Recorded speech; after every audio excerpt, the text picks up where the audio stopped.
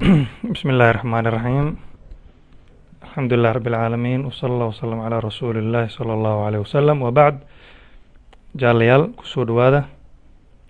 qeyb kaleeto oo cashiradeen imtixaanaha ka mid ah maanta waxaan qaadan doonaa hadduu ilaa yiraahdo cashirkeena lixaad waxaan ku qaadan doonaa nooca labaad ee financial statement ama bandhig maaliyadeeda kaas oo ay shirkaduhu diyaariyaan waxaana loo yaqaanaa profit and loss account sida hore usoo sheegnaba waxaa jiro saddex bandhig maaliyadeed oo ay diyaariyaan shirkadaha saddexdoodan waxaa lagu kala magacaabaa trading account, profit and loss account iyo balance sheet ayaa lagu kala magacaabaa hore waxaan ugu soo hadalnay trading account waxaa la dhaho iyo sida loo xisaabiyo iyo marka la diyaarinayo ujeedada ugu weyn ee laga leeyahay intaas ayaa hore usoo qaadan maanta waxaa qaadan doonaa qeybteena labaad waana profit and loss account profit and loss account trading account saa hore soo sheegnay waxaa lagu xisaabiyaa faa'iido duuduub iyo ama khasaaro duuduub ganacsigan waxa uu ku jiro in lagu ogaado profit and loss account ayadan waxaa lagu xisaabiyaa ganacsigan markuu shaqeeyo sanad muddo cayiman uu shaqeeyo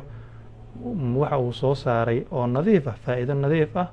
uu soo saaray ama khasaaro oo nadiif ah uu ku jiro ayaa lagu ogaanaya kii horeeto waxaa ku jiray faa'iido duuduub markuu soo saaray qarashaad kaleeto aan weli laga jarin ayaa iska sii goynayna toogadan okay ganacsi walba horta ujeedada ugu weyn ee loo sameynayo waxaan soo qaadanay inay tahay in faa'iido laga soo saaro waxaa jira marka shaqooyin badan oo ama qarasho kala duwan oo ganacsigu uu galo si uu u fududay hawshiisa caadiga lacag tusaalahaan isbitaal oo kaleeto ama kaba soo qaado kale dukaan oo kaleeto dukaanka markuu qofkan uu leeyahay dukaanka ujeedada ugu weyn u furto waa inuu faa'iido ka sameeyo soo ma dukaanka waxaa lasoo gelinayaa koronto waxaa la gelinayaa biyo biyahaas iyo korontadaas la gelinayo faa'iido maa laga soo saaraya waa may qarash uu bixinaya waa soo ma qarash uu ku bixina kuwaas uu qarash ku bixina ujeedada ugu weyn ee laga leeyahay maxay tahay in lagu fududeeyo hawshiisa ganacsiga ah kuwaas oo kaleeto ayaa qarashaadkaas oo kale ayaa iska sii goynayna lacag kiradii oo kaleeto waxay ka mid tahay hadduu lacag qofkan uu meel kiro ku jiro qarash asiga ku socdo inuu iska gooyo tahay sidaas oo kaleeto hadduu jiro mushaar uu siiyo ama joornaati uu shaqaale siiyo waa uu ku xisaabsanaya qarash uu xisaabsanaya kuwaas faa'iido lagama sameynayo laakiin waa qarashaad ay tahay ganacsigu inuu iska jiro profit and loss account marka profit and loss ujeedada ugu weyn lagu leeyahay waxay tahay in lagu xisaabiyo laba shay ma net profit faa'iido nadiif ah ama net loss ama khasaaro nadiif ah qofkan wax ku jiro khasaaro toos ma ku jira mise faa'iido toos u haystaa laba shay ayaa lagu xisaabinaya okay the cost incurred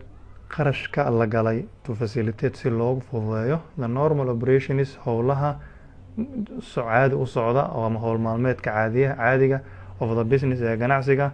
in order si to make u sameeyo revenue dakhli is known as waxaa loo yaqaanaa revenue expense ayaa loo yaqaanaa si uu ganacsigan u sameeyo faa'iido waa inuu qarashaadka uu galayo si hawshaas uu ku fududeynayo waxaa loo yaqaanaa revenue expense ayaa loo yaqaanaa okay tusaalooyinkood maxaa ka marka examples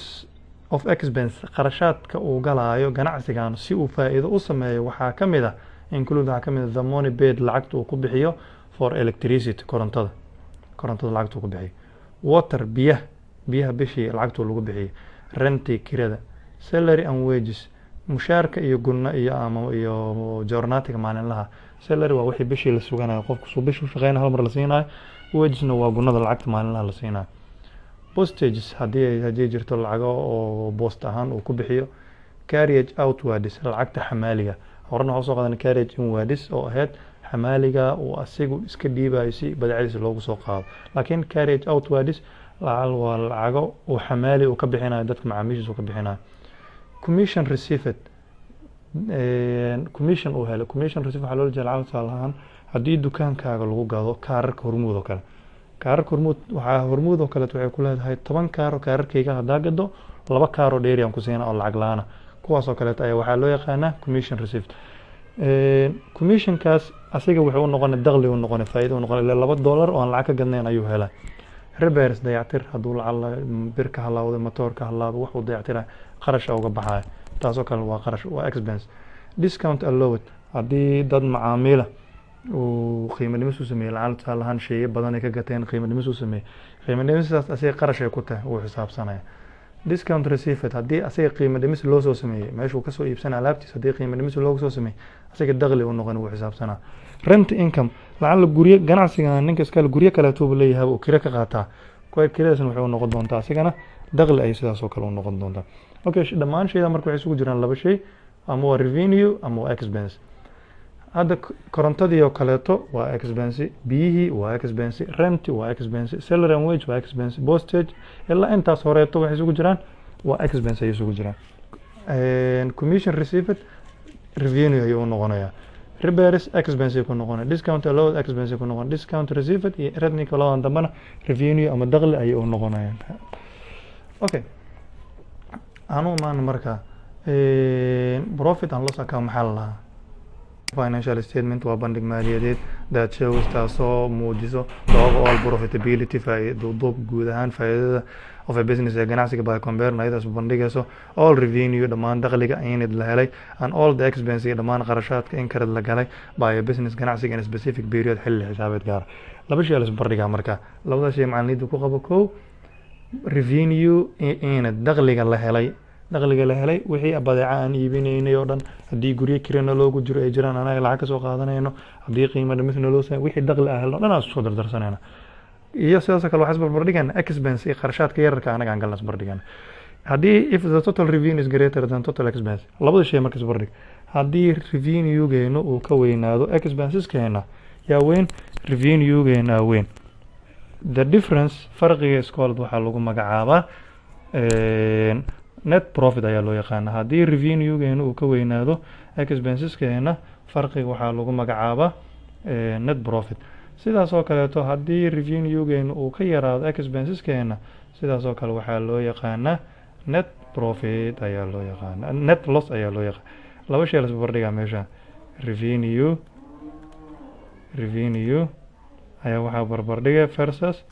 expenses ayaa barbardhiga okay expenses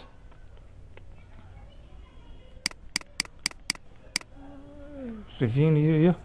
expenses ayaa isbarbardhigaysaa okay haddii revenue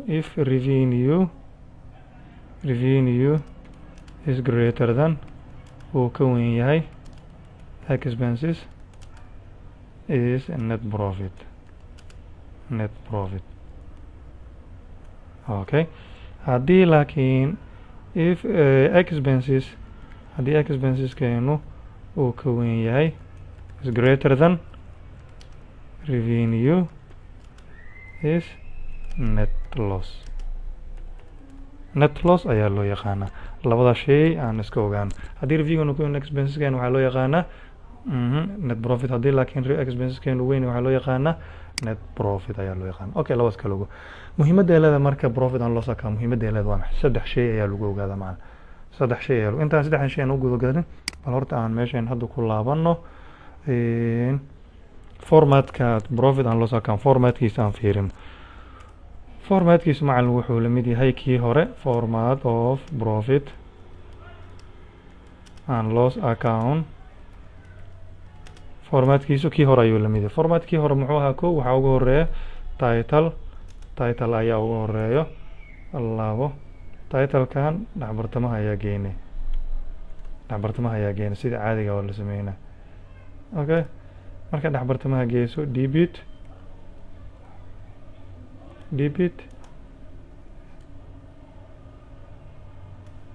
versus credit labada dhinac saas oo kala siinaysa okay waa sidii caadiga titleka saddex shay oo kooban ganacsiga magaciisa nooca diyaarinaysa meeshii horeeto aan dhihisay ma ogeed trading account meesha lahay ay hadda waxaa leeyahay profit and loss account ayaa la iyo taariikhda debit oo dr iyo credit oo cr ayaa labada shay ayaa lagu soo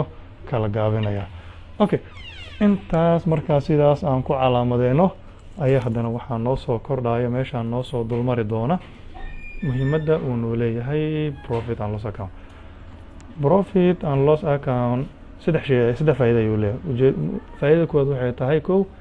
waxaan ku ogaaneynaa it enumerates waxay noo cadeysaa all the expense dhammaan qarashaadka incurred la galay by the business ganacsiga of a particular trade period xilli xisaabeed gaar ah dhammaan qarashaadka galna ayuu noo cadeynaya waa mid qodobka labaad waxay tahay wuxuu noo cadeynayaa net profit miyaa helnay mise not loss annagoo isbarbardhigayno faa'iidada guud ahaan haysano manada mise khasaare ayaan ku jirna ayaa lagu ogaanaya sidaas oo kale waxay muhiim u tahay it's important waxay muhiim tahay that's used waxaa isticmaala by managers dadka milki maamulayaasha ganacsiga when making decision markay sameynayaan go-aan on the business will run ganacsigadooda ay kusii wada doonaan ujeedada ganacsiga ma sii wadnaa mise waa joojinaa meesha ma ku khasaarana mise waa ku faa'iidoona si go-aan u gaaraan ayaga ayaa sameeya okay aan u gudubno marka tusaaleheen aan u gudubno tusaaleheen waa maxay tusaaleheen wuxuu leeyahay let us assume aan kama soo qaadno that for the year ended in sanadkii dhammaaday 31 December 2006 colaad business ganacsiga colaad med wuxuu sameeyey gross profit faa'iido duuduub of 25,000 ah ayuu sameeyey faa'iido duuduub ah oo wuxuu sameeyey 25,000 ayuu sameeyey during his trading period xilli xisaabeedkiisii intii loo guda jiray the business ganacsigu also incurred wuxuu galay the following expenses qarashaadkan soo socda ayuu galay kow waxaa ugu horeeya renti korontada ayaa ugu horeeya oo 6,000 laba waxaa ku xigay electricity kirada ayaa ugu horeeya electricity oo korontadii water biyihii salaries intaanu shaqaale ay mushaarka siinaa therefore sidaas darteeda calculate waxaad xisaabisaa his profit or loss qofkan ma faa'iido ayuu ku jiraa mise khasaaro aan prepare sidaas oo kale waxaana diyaarisaa profit and loss account kiisa diyaari hay solutionkeeda waa galeena balance board tagna markaa hay solutionku imaan marka solutionkeena intaan bilaabay givenka qoran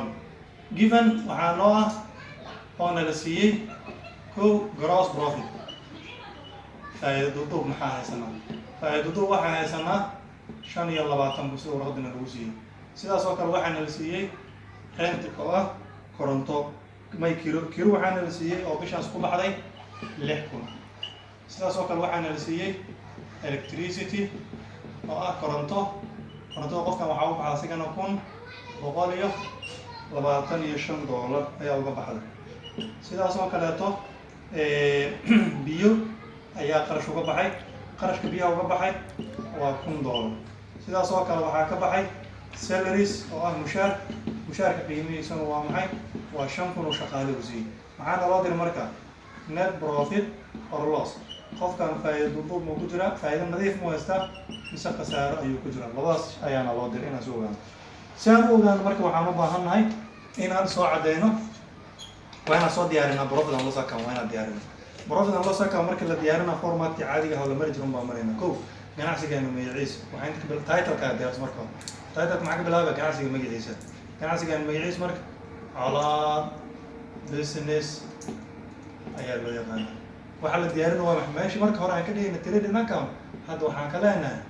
profit and loss account ayaa ka leenahay okay soo dhow marka taariikhda diyaarin meeqa waa 31 bisha waa December 2006 right hoostaas sidaas uga xareeyo waa sidii kii hore okay dhinacan waxaa ku qoranaysaa debit ama DR ku qoran dhinacan waxaa ku qoranaysaa credit ama CR ku qoran dhinacan macal waxaa lagu qorayaa dhammaan wixii qarashaad ah oo aan galnay ayaa lagu qorayaa dhinacan waxaa ku qoraynaa all expenses inta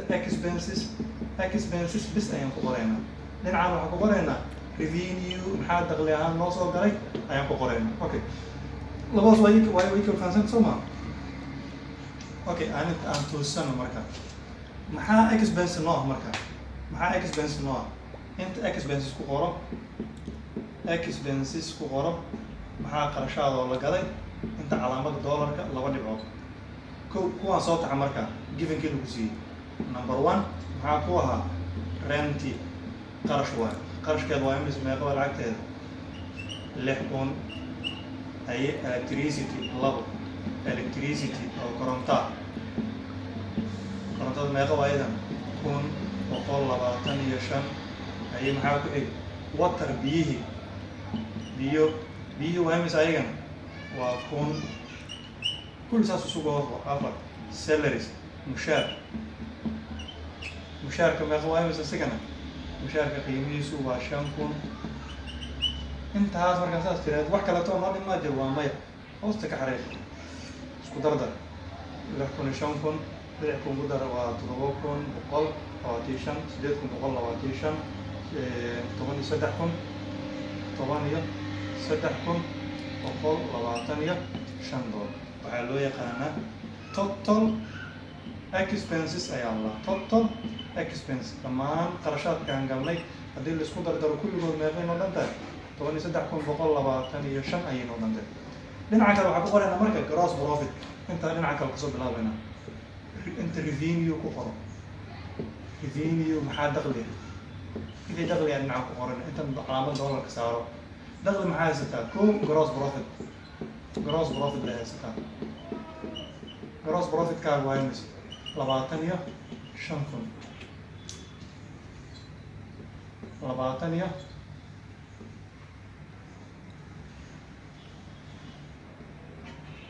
لبعتي شنكون therefore markaan meesha joogto waxaa sameynaya gross profit ama revenue-gaaga dakhligaaga ayaad waxaa ka goynaysaa expenses-kaaga labadan shay kan wax kaleeto lagu darmana soo maa kan sidiisa hoos soo deji waxaa la lahaa total revenue inta ku qoro total revenue haddii kuwa kaleeto ay jiraanna waa ku daraysaa haddiisan jirinna sidiisa usoo qaadanaysaa 25,000 marka la soo deji 25,000 waxaa ka goynaysaa marka 13,000 125 13,000 haddii la kala gooyo meeqay noqonay 13,000 125 haddii la kala gooyo meeqay noqonay waxay noqon doontaa 25,000 oo laga gooyo 13,000 125 waa 11,000 hadba 11,000 labada dhinac yar ayaa ku buuxinay sidaas oo qaadan dhinaca yar waa dhinacaan okay qiimeedu waa imisa marka 11,875 ayaa inta ku buuxi doontaa magaca loo yaqaan waa maxay waa net profit haddii dhinacan lagu buuxiyo waa net profit haddii dhinacan kaleeto lagu buuxiyana net loss ayay noqonay dhinaca marka waxaan raacinay net profit C/D ayaa raaci doontaa oo loo yaqaano carry down faa'iida nadiifka aan soo saaran isku dartoodu waxay la mid tahay 25,000 ayay la mid tahay laba mar hoosta ka xariiq tanna soo deji hoosteeda meel ku aadankaan 25,000 hoosta ka xariiq ayadana laba mar hoosta ka xariiq kadib net profitkaaga dhinaca kala warar hoosta meesha ugu dambeyso waxaad leedahay net profit meeshiis marka hore CD ka dhexeysay waxaad leedahay B/D ayaa leedahay B/D ayaa leedahay oo ah brought down la soo raray qiimaheeduna waa imisa faa'iida aan soo saarno dhinaca la soo wareejiyay 21,875 laba mar hoosta ka xariiqo laba marna hoosta ka xariiqo marka hore maxaa sameynaa waxaa sameynaysaa title-kaaga soo diyaarso title-kaa markaad diyaarsato dibidi kadib sameyso dhinacan midigta bidixda waxaa ku qoraysaa expenses wixii qarashaada bisa ku qoray koronto iyo kiro mushaar kul isku wada total expense oo bixi marka total expense samaysid wixii dakhliga gross profit-kaana ka bilaabo dakhli waxaa ugu weyn gross profit-kaa qaado haddii jirto anaga guryo aan leyn oo aan kiro lacag tusaale ahaan naloogu jiro lacag naga soo gasho intaa ku daree haddii jirto qiimo dhimis anagana loo sameeyo shirkadda alaabta kasoo geda qiimo dhimis noo sameyso haddii jirto intaa ku daree saasaa ku wada hadhow isku soo wada darso total revenue de total revenue iyo total expense kala jaray haddaad kala jarto qiimaha kuu soo baxay ama wuxuu noqon net profit ama wuxuu noqona net loss laba dhinacii weyn fiir dhinac yar fiir dhinacaana yar dhinacan ku buuxi 22,875 waxaa loo yaqaana net profit carry down hoosta ka xariiq isku dar laba shan laba hoos ka xariiq tan hoos soo deji inta kan laba hoos ka xariiqan sidaas oo kale kadib net profit-ka dhinaca net profit oo brought down la soo raray wuxuu kula mid yahay 11,875 ayuu kula mid yahay wixii su'aalaha qabtay soo weydii hana fadlan subscribe saaro kanaalka si hadhoodii cashar haddii la soo galshaba ay hore kaaga soo dhacdo mahadsanideen شكرا يا ربي شكرا هديت قلبي شكرا نورت دربي